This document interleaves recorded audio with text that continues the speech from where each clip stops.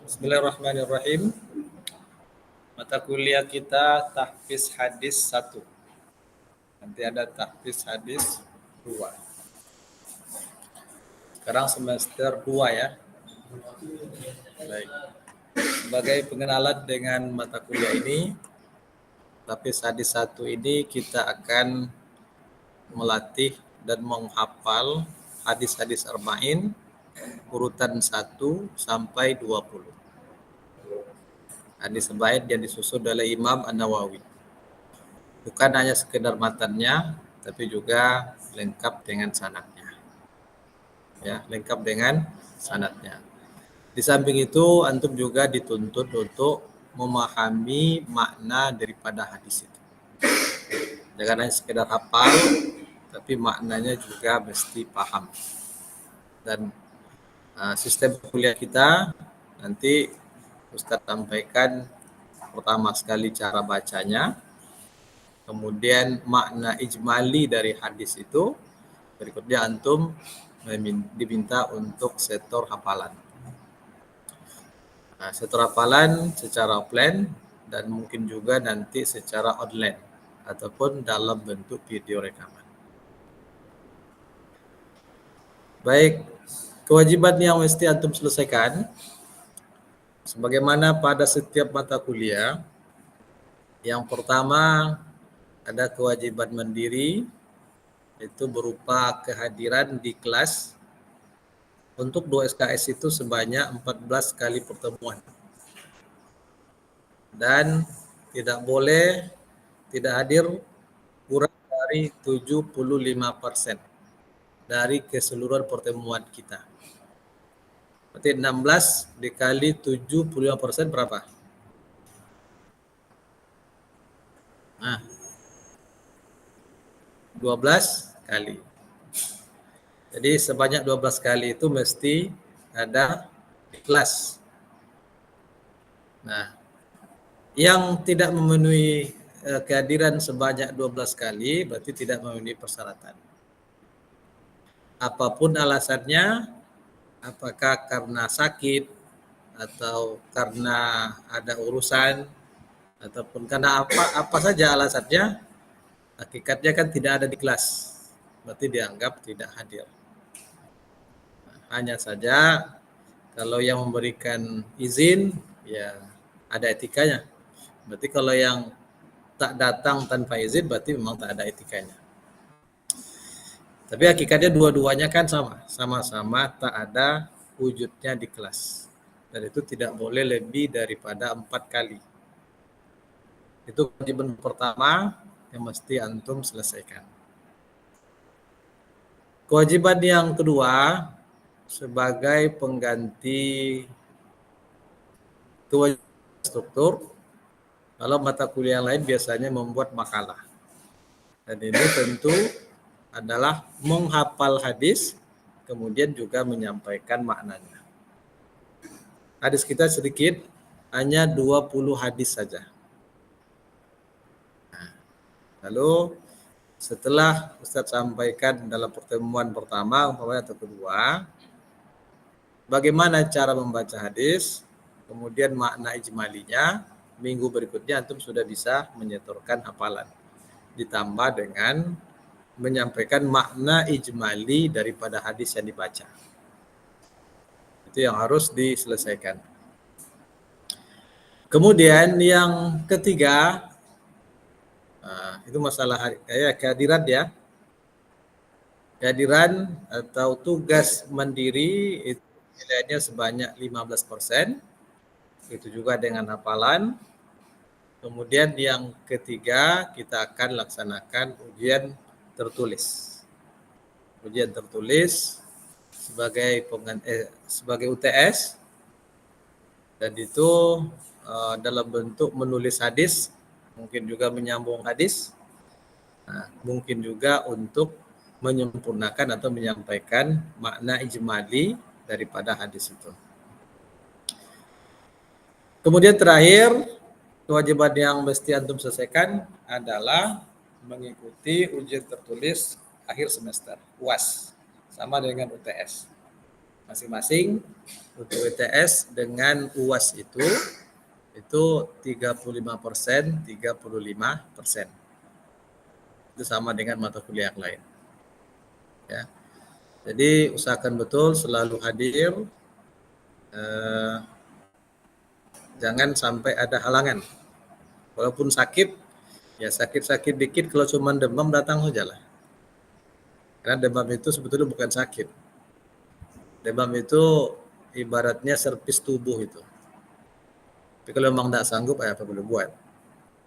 Makanya orang demam itu kalau sudah sehat, itu badannya segar, sehat.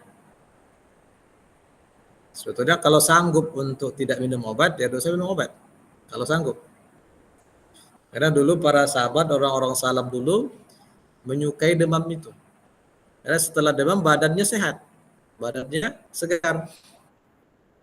Hanya harus sabar menjalani demam. Baik, kemudian dalam perkuliahan kita, kalau memungkinkan, nanti Ustadz coba merekam melalui laptop ini hal-hal yang penting untuk bisa antum buka kembali, dan Ustadz akan upload rekaman itu di akun YouTube Ustadz, kemudian disebarkan hanya untuk kelas kita, tidak disebarkan kepada yang lain, kecuali kalau ada makna-makna yang bisa disebarkan dan bermanfaat untuk dunia luar.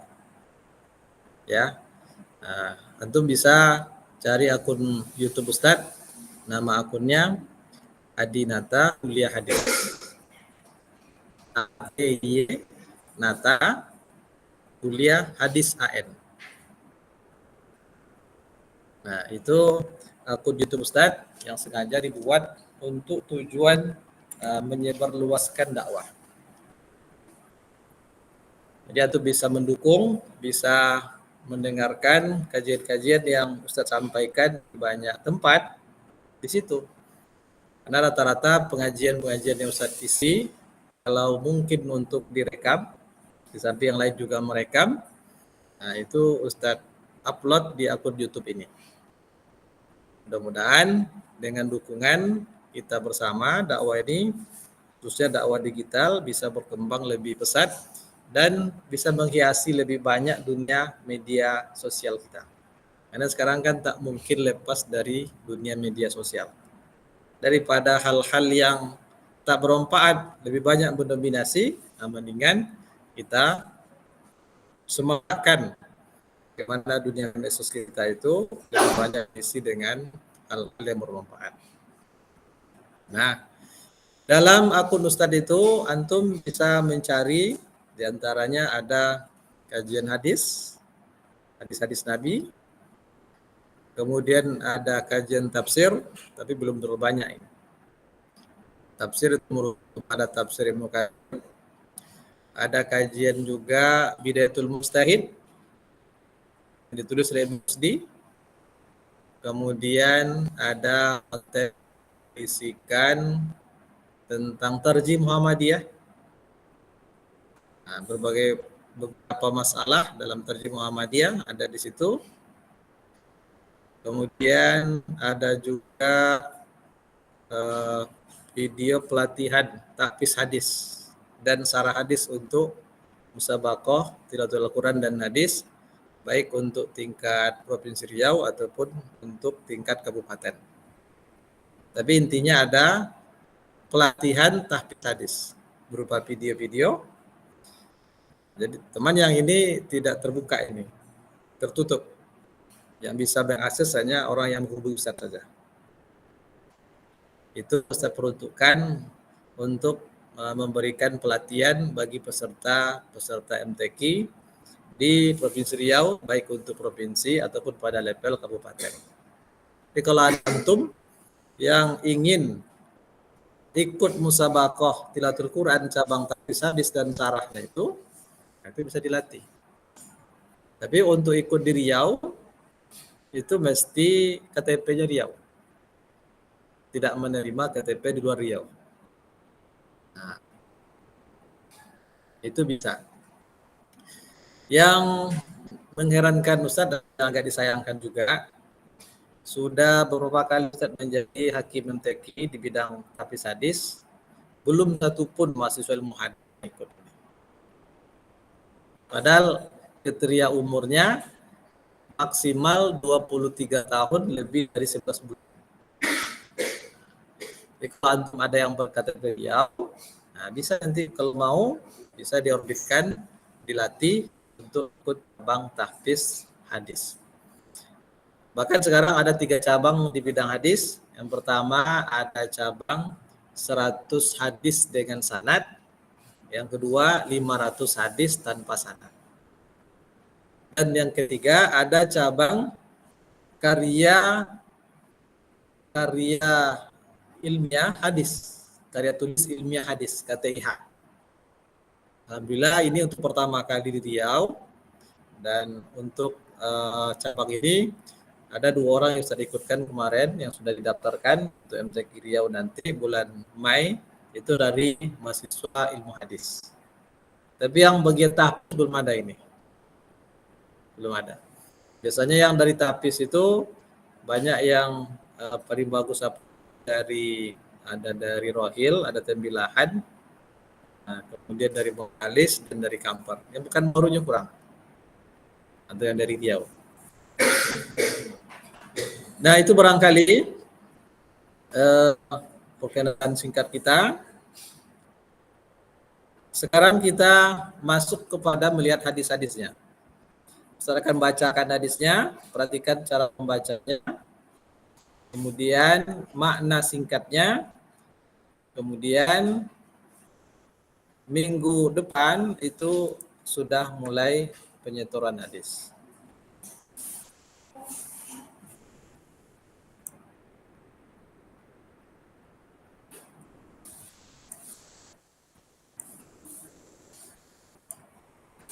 Bisa dibuka filenya.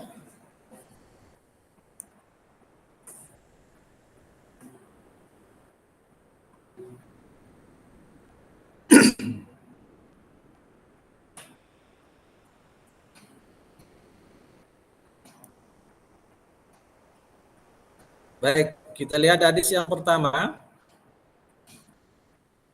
Ini hadis dari Imam Al-Bukhari dan Imam Muslim. Perhatikan cara bacanya. Haddatsana al-Humaydi Abdullah bin Zubair qala. Haddatsana Sufyan qala. Haddatsana Yahya bin Sa'id al-Ansari qala. Di sini ada Sa'id, ada tanwin pada huruf dal, kemudian disambut oleh alif lam. Setelah itu maka sama seperti membaca Al-Quran. Sa'idinil Ansari. Kalau dalam Al-Quran kan ada namanya Qul huwallahu ahadun illahus samad. Jangan dibaca Haddatsana Yahya bin Sa'id al-Ansari. Begitu. Tapi langsung. Haddatsana Yahya bin Sa'id al-Ansari qala akhbarani Muhammad bin Ibrahim at-Taymiyyu annahu sami'a Alqamah bin Qasim al-Laysiyya yaqul Alqamah bin Qasim, sama dengan yang tadi, Sa'idin al-Ansari wa Qasim al-Laysiyya. Kenapa Laysiyya?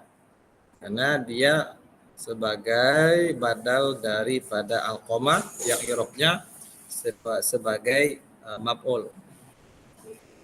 Baik.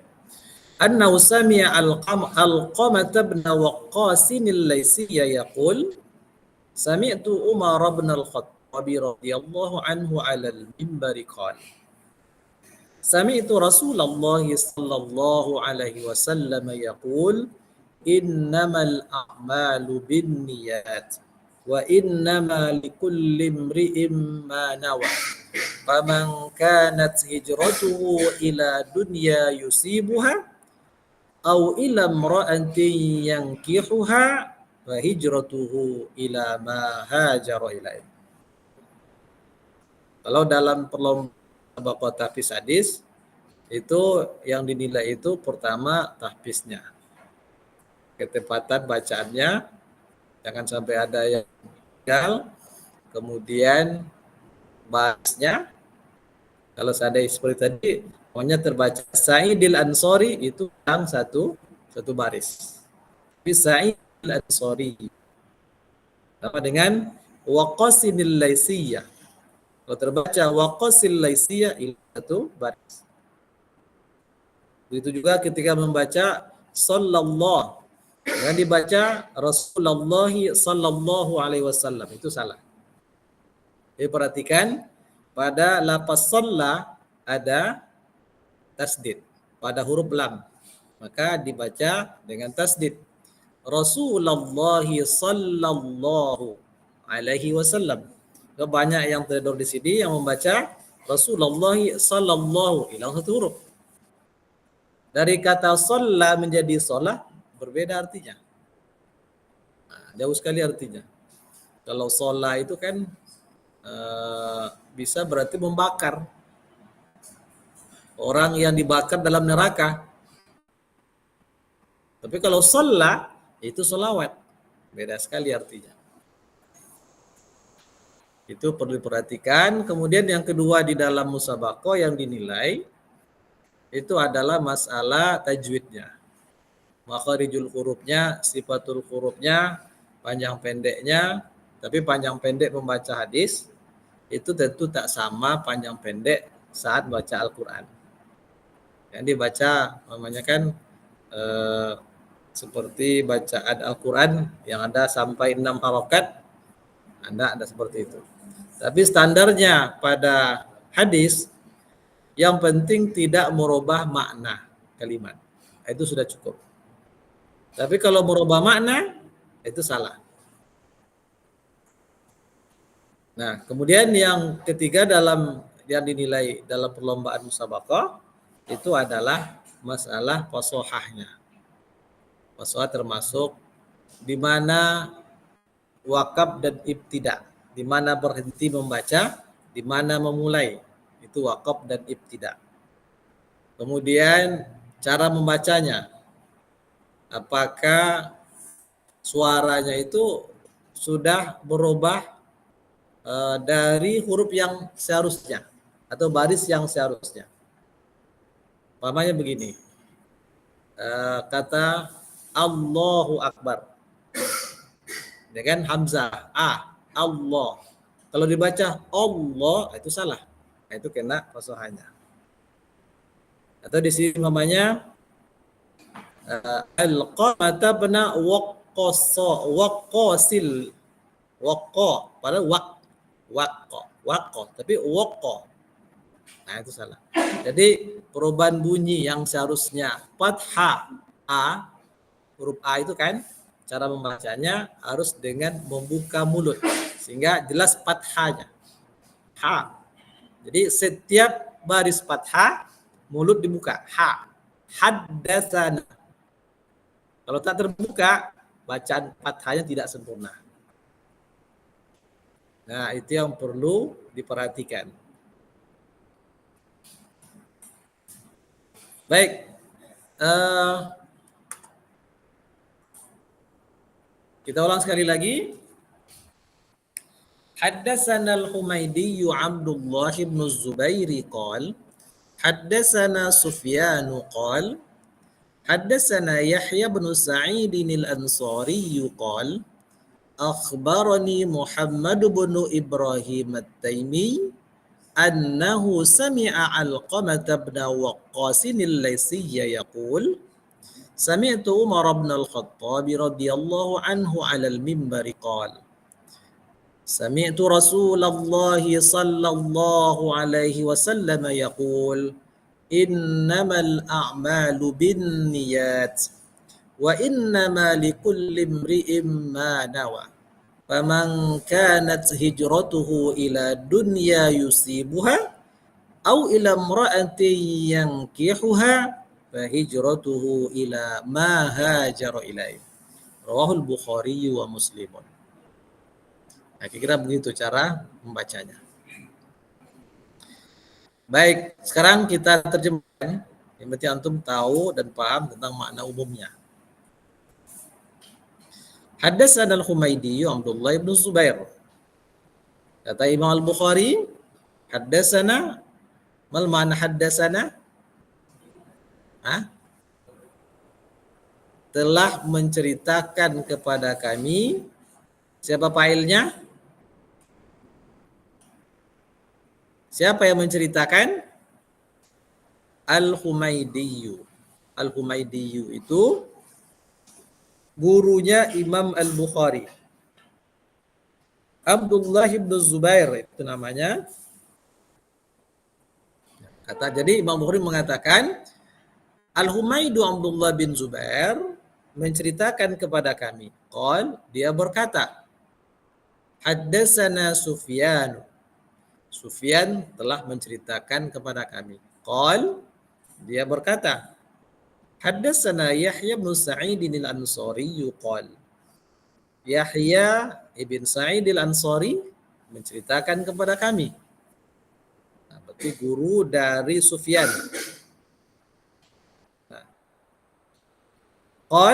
Akhbarani Muhammad bin Ibrahim at-Taimi. Kata Yahya, telah mengkhabarkan kepadaku Muhammad bin Ibrahim at-Taimi. Tadi ada lapas haddatsana, sekarang ada lapas akhbarani. Apa bedanya? Itu beda cara tahammul wal ada. Kalau lapas haddatsana yang artinya telah menceritakan kepada kami, itu proses penyampaian hadis dari guru kepada murid dengan cara as-sama. Pernah belajar bagaimana lapas tamul wal ada? Ada yang sudah pernah belajar? Bagaimana cara penyampaian dan penerimaan hadis dari guru kepada murid? Kalau tidak ada 8 cara. Maka cara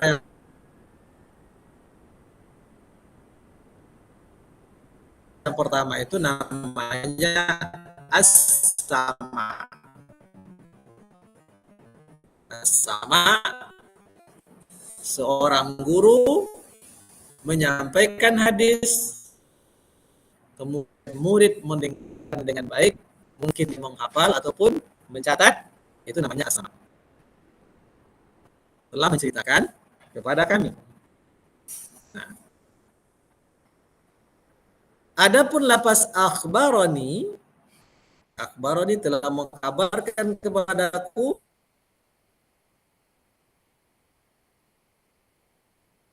Muhammad bin Ibrahim at-Taimi. Lafaz akhbarana itu lafaz metode al-qiraah al-syekh. Nanti dalam ulumul hadis insyaallah itu belajar itu. Ada tahammul wal ada. Seperti apa cara penyampaian dan penerimaan hadis dari guru kepada murid. Ada 8 paling tidak.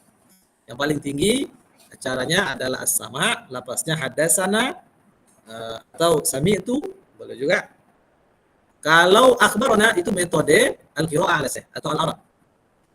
Makanya kalau metode yang kedua ini, kalau yang pertama sama guru yang membacakan hadis di depan murid, ini terbalik. Murid yang membacakan hadis di depan guru, lalu guru mendengar, kemudian membenarkan. Dan dia berikan izin untuk meriwayatkan hadis itu. Itu namanya metode al-arad atau al-qiraah al-syekh. Jadi setelah murid tadi membacakan hadis, kata sang guru, benar itu hadis saya, silakan kamu riwayatkan. Itu namanya al-qiraah atau as-sama. Bukan. Al-arad. Lafaznya akhbarani, akhbarana, atau bisa juga qara'tu ala fulanin. Itu sama modelnya. Akhbarani Muhammad bin Ibrahim at-Taimi. Muhammad bin Ibrahim at-Taimi mengkhabarkan kepadaku annahu, bahwasanya dia. Siapa yang dimaksud dia di sini? Siapa yang dimaksud?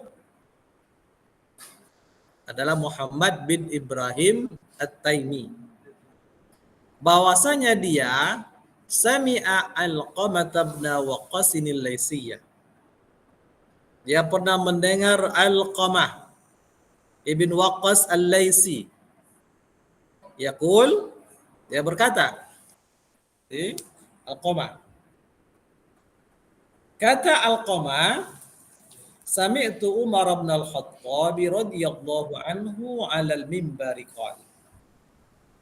Saya pernah mendengar Umar ibn Al-Khattab radhiyallahu anhu. Nah, ingat, setiap kita menyebut nama sahabat, jangan sampai lupa untuk tidak mengucapkan lafaz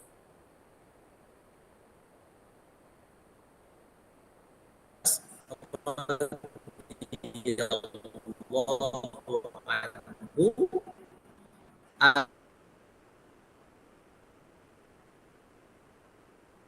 atau radhiyallahu anhuma. Kalau berdua, kalau sahabat perempuan radhiyallahu anha, jangan lupa. Umar ayahnya juga sahabat radhiyallahu anhuma. Atau An Ibni Abbasin radhiyallahu anhuma. Apa sebab? Karena Abdullah Ibnu Abbasnya sahabat, ayahnya Abbas juga sahabat.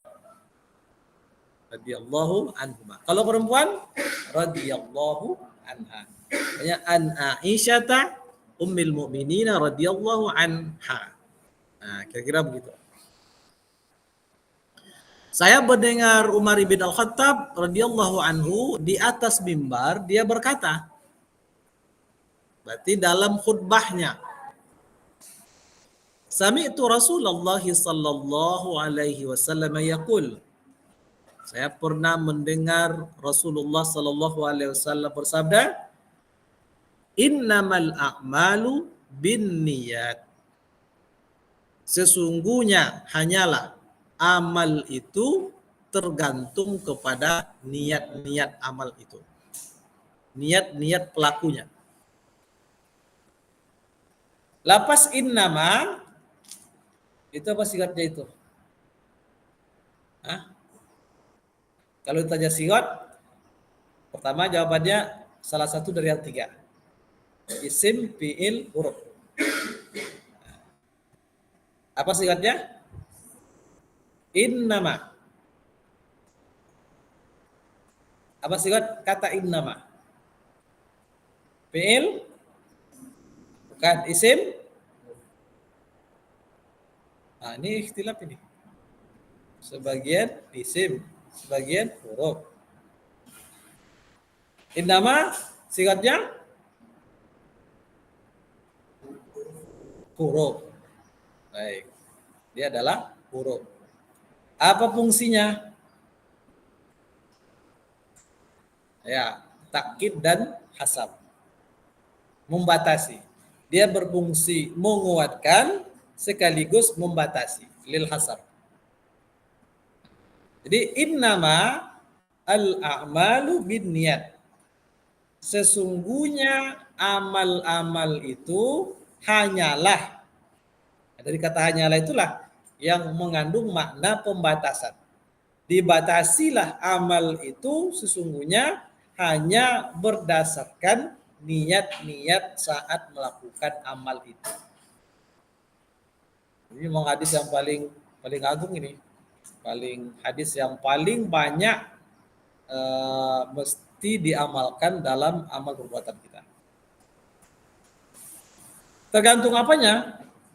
Balasannya. Kalau amalnya baik, tapi niatnya tak baik, berarti balasan juga tak baik. Amalnya baik, apa amalnya? Sholat berjamaah. Tapi niatnya karena mertua, berarti tak baik. Dia tak akan mendapatkan pahala apa-apa, malah dia berdosa. Karena dia sudah melakukan riya. Itu makna innamal a'malu binniyat. Apakah semua amal perlu niat? Untuk mendapatkan pahala dari amal itu, apakah semua amal perlu niat?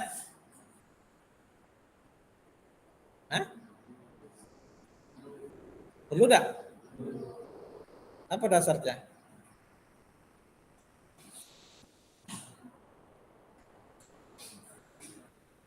tidak semua amal itu perlu niat.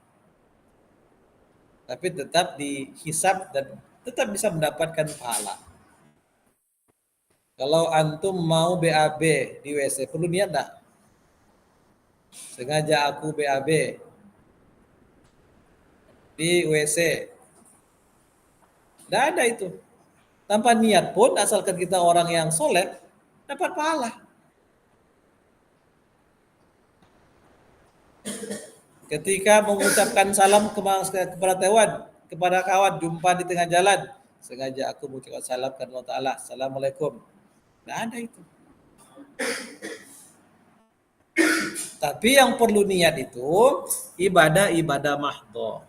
Itu semuanya perlu niat. Maka tidak akan sah niat tidak akan sah pahala ibadah itu kalau tidak disertai dengan niat. Mayoritas ulama mengatakan niat itu sebagai rukunnya ibadah. Seperti dalam sholat, niat rukunnya. Tapi sebagai tidak mengatakan rukun. Seperti dalam mazhab Maliki tidak mengatakan rukun. Tapi tetap mesti berniat. Bedanya dalam mazhab Maliki kalau tak berniat, dia sholat tak batal. Tetap sah. Cuma dia meninggalkan yang diperintahkan. Bisa jadi berdosa. Tapi dalam mazhab yang lain, kalau tak ada niat, sholatnya tidak sah. Di situ bedanya. Karena salah satu fungsi niat itu membedakan satu ibadah dengan ibadah yang lain yang sama. Namanya membedakan sholat subuh dengan sholat sunat fajar. Apa yang membedakan? Niatnya itu. Nah, jadi niat itu penting.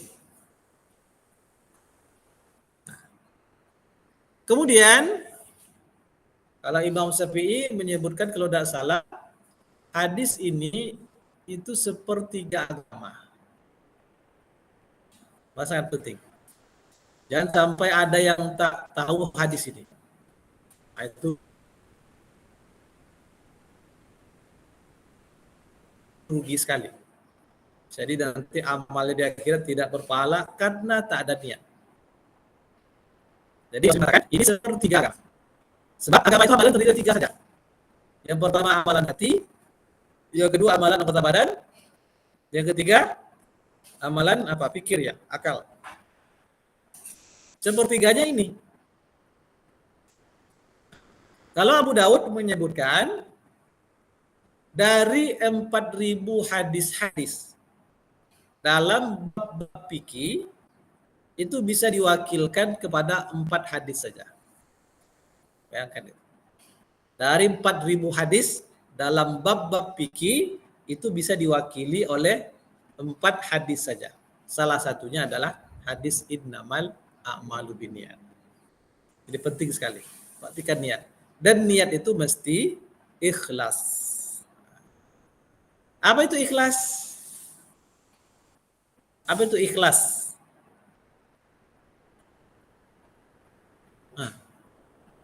Tahu ikhlas? Apa itu ikhlas?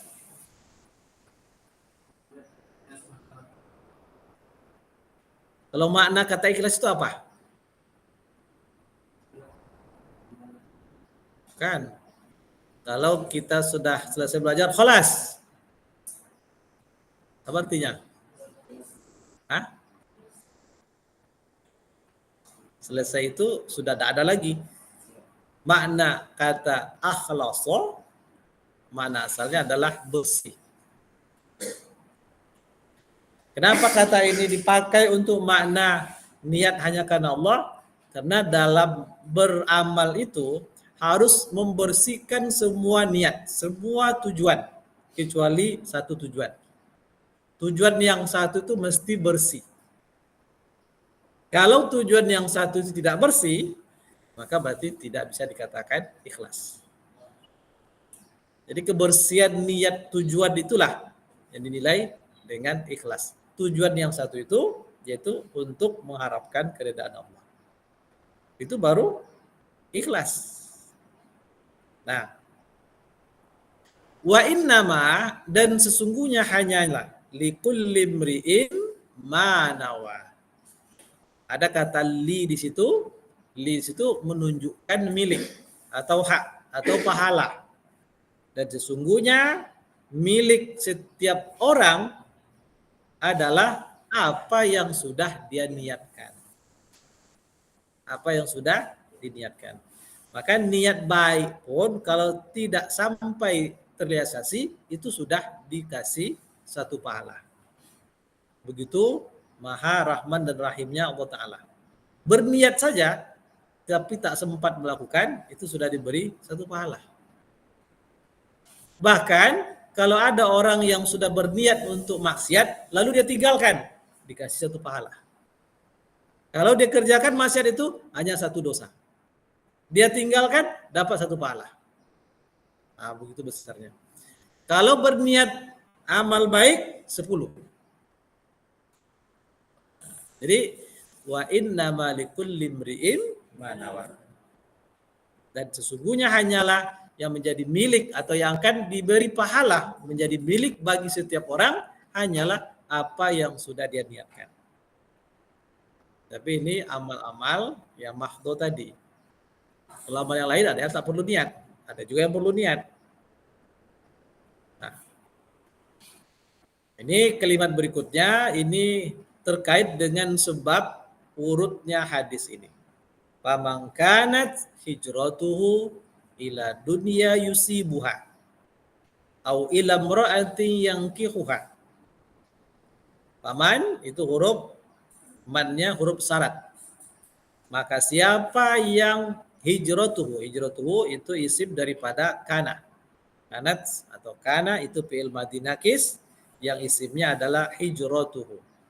Faman kanat hijratuhu ila dunya yusibuha.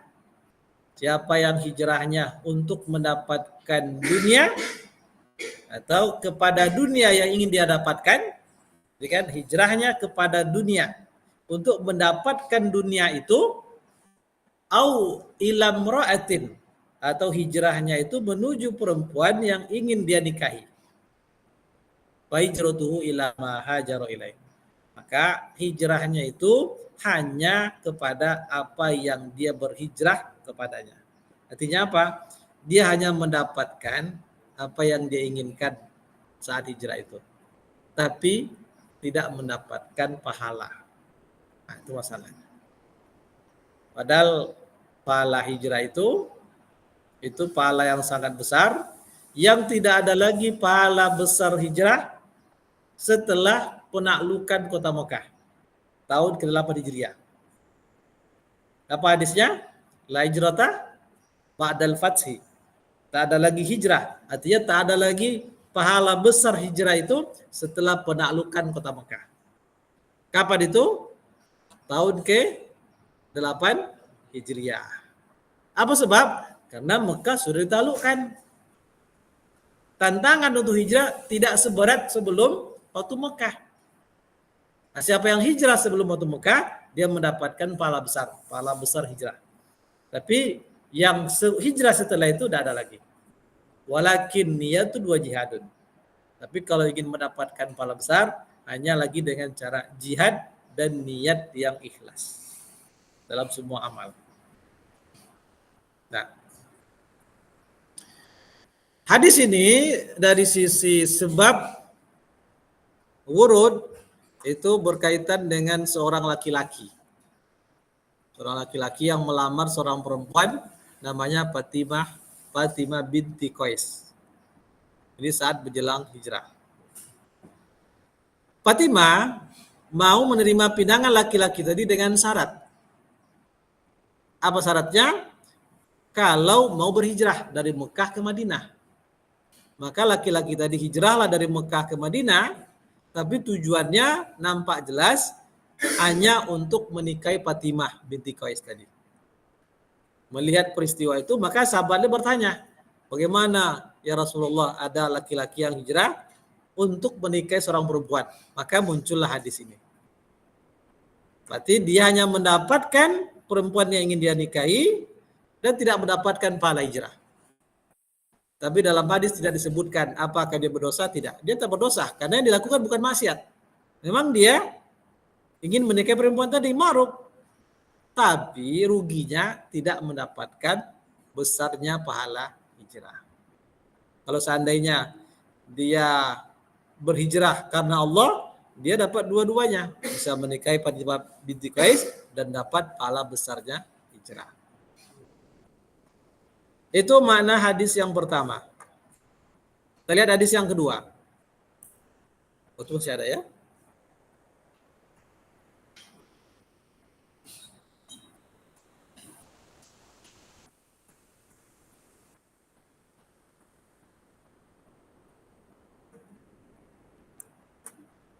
Hadis yang kedua, perhatikan cara bacanya. Haddatsani Abu Khaisamah Zuhair bin Harbin haddatsana Waqi'un an Kahmasin an Abdullah bin Buraidah an Yahya bin Ya'mar. Ha atau tahwil, ha itu singkatan daripada tahwil. Tahwil itu artinya pemalingan perawi. Nah, apa maksudnya? Berarti ada dua jalur periwayatan. Yang pertama dari Abu Khaisamah sebagai gurunya Imam Bukhari sampai kepada Yahya bin Ya'mar. Habis itu ada tahwil, maka nama perawi yang disebut setelah tahwil itu menjadi gurunya Mukharrij, gurunya Imam Al-Bukhari. Berarti Ubaidullah ibn Mu'azinil Anbariyu itu sama-sama guru dari Imam Bukhari, selevel dengan Abu Khaisamah Zuhair bin Harbin.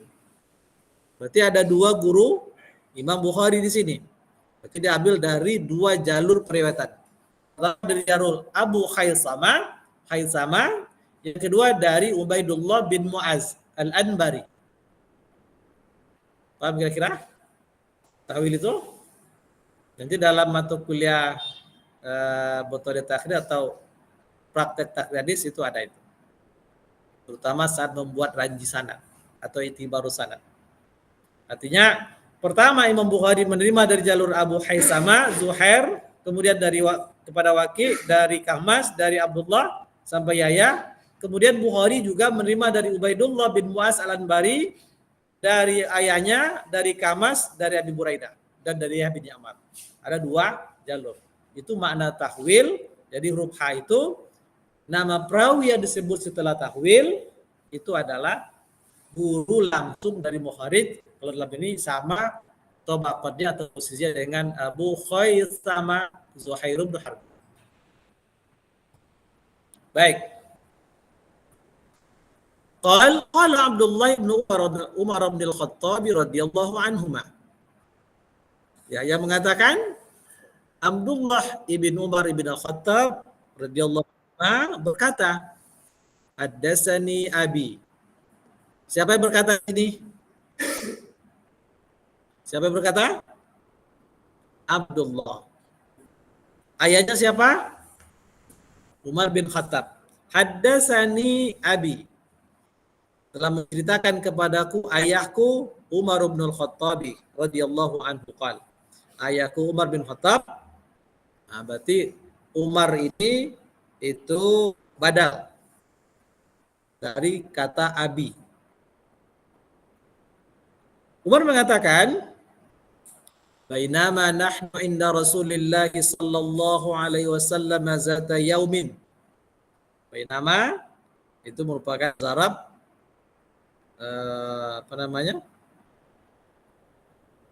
saat kami, ketika kami, berarti zarab zaman. Saat kami sedang berada di sisi Rasulullah sallallahu alaihi wasallam zata yaumin.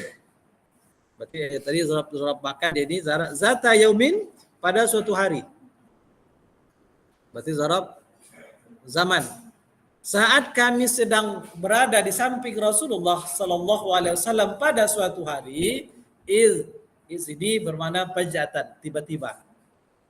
Tiba-tiba tola'a alaina, tola'a muncul, datang, muncul, alaina atas kami. Kan alaina, tola'al badru alaina. Artinya muncul kepada kita. Rajulun, seorang laki-laki, syadidu, bersangatan, bayadis siyab. Bayad artinya putih. Asyab pakaiannya. Laki-laki yang sangat putih pakaiannya. Syadidu sawadi sya'ar. Sawad hitam. Sya'run rambut. Rambutnya begitu sangat hitam. Berarti orang yang rambutnya sangat hitam itu ini menandakan kesehatannya juga. Hormonnya sempurna. La yura alaihi asarus safar. Yura itu fi'il mudhari bina lil balugh apa majhul? Lil majhul. Sehingga diartikan terlihat atau dilihat. La yura alaihi asar. Asar bekas. As-safar perjalanan. Tidak dilihat atasnya bekas perjalanan. Wala ya'rifuhu minna ahadun. Dan tidak ada yang mengenalnya di antara kami satupun. Dia tak ada satupun di antara kami yang mengenal dia. Hatta jalasa ila Nabi sallallahu alaihi wasallam. Sehingga dia duduk kepada Nabi sallallahu alaihi wasallam, fa asnada rukbataihi ila rukbataihi. Lalu dia asnada. Apa itu asnada? Menyandarkan. Kalau dalam ilmu komputer ada mustanad. Mustanad itu folder artinya masa kitanya. Dia menyandarkan lututnya atau kedua lututnya kepada dua lutut Nabi. Wa wada'a kaffaihi ala fakhidhaihi. Dia letak kaffai. Apa makna kaffai? Telapak tangan. Maksudnya ini telapak tangan. Ini namanya asabi. Ini asabi, jari-jari. Ini namanya kaffain. Nah, ini kaffain itu ini. Bagian dalam namanya batnul kaffi. Bagian dalam telapak tangan. Bagian luar zahrul kaffi. Dari sini ke sini namanya asta atau zira'un. Ini namanya mirfaqun, jamaknya marafiq atau siku. Dari sini ke sini namanya dari sini ke sini bahasa Arabnya adudun. Dari sini. Ini namanya mangkibai. Dari sini ke sini namanya yadun. Jadi yadun itu dari sini ke sini. Cuman pilih-pilihnya begitu. Dia letakkan kedua telapak tangannya ala fakhizai. Fakhizun paha Nabi. Waqal, dia berkata, ya Muhammad akhbirni anil Islam. Wahai Muhammad, kabarkan kepadaku tentang Islam. Nah, faqala Rasulullah sallallahu alaihi wasallam, al-Islamu an tasyhada an la ilaha illallah. Islam itu engkau mengucapkan syahadat la ilaha illallah wa anna Muhammadar Rasulullah. Kemudian wa tuqimas shalah, engkau melaksanakan salat, wa tu'tiyaz zakah, menunaikan zakat, wa tasuma Ramadan, puasa pada bulan Ramadan, wa tahujjal baita, dan engkau menunaikan ibadah haji ini istata'ta ilaihi sabila, jika kamu mampu mengadakan perjalanan ke situ. Qala sadaqat. Lalu dia berkata, siapa berkata? Laki-laki tadi. Jibril tadi. Engkau benar. Qala fa'ajibna lahu. Perawi mengatakan, Umar bin Khattab, kami heran. Yas'aluhu wa yusadiquhu. Dia bertanya, dia pula yang membenarkan.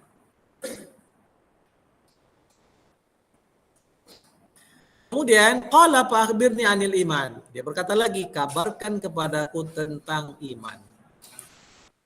Qal tu'mina billahi wa malaikatihi, dan seterusnya. Engkau beriman kepada Allah, para malaikatnya, kitab-kitabnya, wal yaumil akhir, hari akhir, wa tu'mina bil qadari khairihi wa syarrihi. Kamu beriman kepada qadar baik dan qadar buruk. Qal, dia berkata lagi, shadaqta, engkau benar Muhammad. Qal, fa akhbirni anil ihsan, dia berkata lagi, kabarkan kepadaku tentang ihsan. Nah, apa jawab Nabi? Qal an ta'budallaha ka'annaka tarah fa illam takun tarahu fa innahu yarak. Ihsan itu engkau menyembah Allah melihat, dan jika kamu tak mampu melihatnya, maka yakinlah Allah pasti melihat kamu. Kemudian fa'khbirni anisa, kabarkan kepadaku tentang as-sa'a, hari kiamat. Qal al mas'ulu anha bi'alama minas sa'il, tidaklah saya yang ditanya lebih mengetahui daripada Anda yang bertanya. Artinya sama-sama tak tahu. Jadi juga pernah ditanyakan oleh Jibril kepada mereka kepada Nabi Isa. Jawab Nabi Isa sama. Mal mas'ulu anha bi'alama minas sa'il. Tidaklah yang ditanya, saya yang bertanya lebih tahu daripada engkau yang bertanya. Kita sama-sama tak tahu. Berarti Jibril tak tahu, Nabi Muhammad tak tahu, yang tahu hanya Allah sendiri. Qal fa akhbirni an amaratiha. Kalau begitu kabarkan kepadaku an amarah. Amarah sama dengan alamat atau asrat, tanda-tandanya. Qal antalidal amatu rabbataha. Apa itu?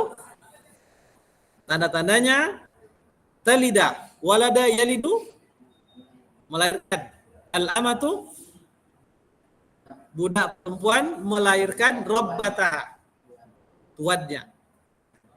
Ada beberapa makna, di antaranya dulu pada masa Nabi dan pada masa perbudakan, seorang laki-laki merdeka yang punya budak perempuan itu kan boleh menggauli budaknya. Kalau budaknya lahir atas hubungan dengan tuannya tadi, anaknya tidak jadi budak, tapi menjadi orang merdeka. Ibunya tetap budak. Kalau begitu, seorang budak perempuan melahirkan anaknya yang menjadi tuannya. Karena anaknya anak dari ayahnya yang merdeka. Itu makna pertama. Makna kedua, makna kiasan. Ini juga disebutkan oleh Ibnu Hajar Al-Asqalani, maknanya memang sebagai tanda dekat dia kiamat. Banyak anak-anak yang durhaka kepada ibunya. Karena kan sudah kita lihat, ada yang berani sampai ibunya. Ada. Hanya karena lantaran disuruh sholat Jumat, ibunya dibunuhnya. Nauzubillah.